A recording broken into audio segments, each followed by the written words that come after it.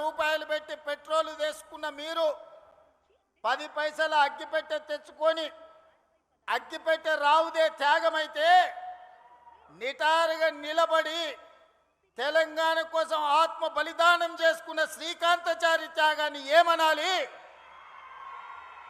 Constable Kishtaiah నేల కొరిగిన త్యాగాన్ని ఏమనాలి?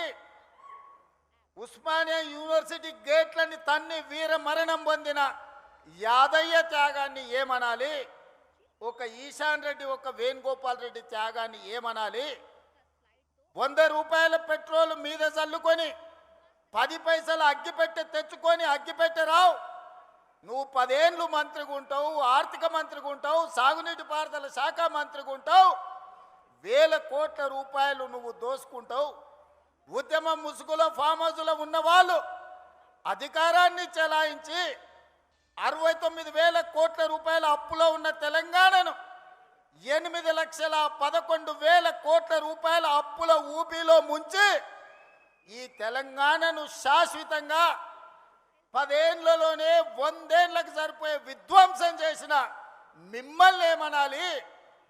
మీ త్యాగాలను ఈరోజు తెలంగాణ ప్రజలు ఇంకా భరించాలనా?